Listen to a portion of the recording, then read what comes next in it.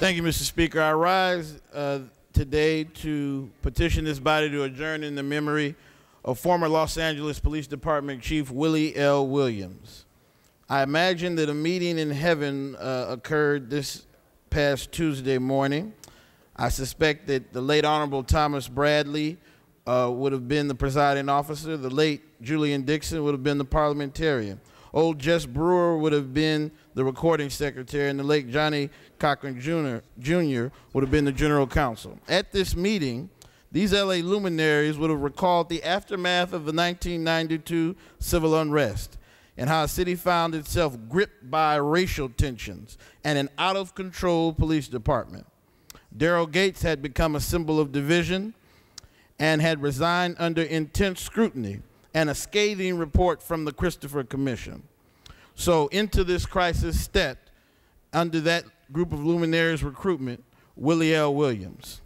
He was the first African-American police commissioner in Philadelphia and made the same transition to Los Angeles. His major task was restoring public trust in the Los Angeles Police Department and advancing constitutional policing. He accomplished that and much more. Willie Williams restored hope. He made sure that racial tensions didn't boil over again and cause another riot. He became a force for modernizing the department and making sure that they had infrastructure and buildings for a contemporary police department. And he championed reform. And for a young man in South Los Angeles, as I was at the time, just 5 years old when I met him, he gave inspiration to serve the public.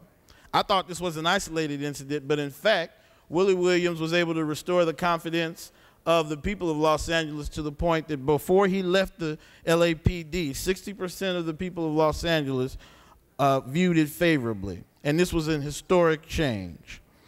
When I moved on to school in Atlanta, Georgia, I felt Chief Williams' presence as well, Mr. Speaker, because he was the Director of Homeland Security at the Hartsfield-Jackson International Airport. So he always kept me safe. That's what I felt about his legacy. Back to that meeting at the gathering of luminaries up in heaven, I think Mayor Bradley, Congressman Dixon, Police Commissioner Brewer, and Attorney Cochran decided to call the roll for the end of watch of Willie L. Williams, a life well lived, a life of purpose, a life of meaning.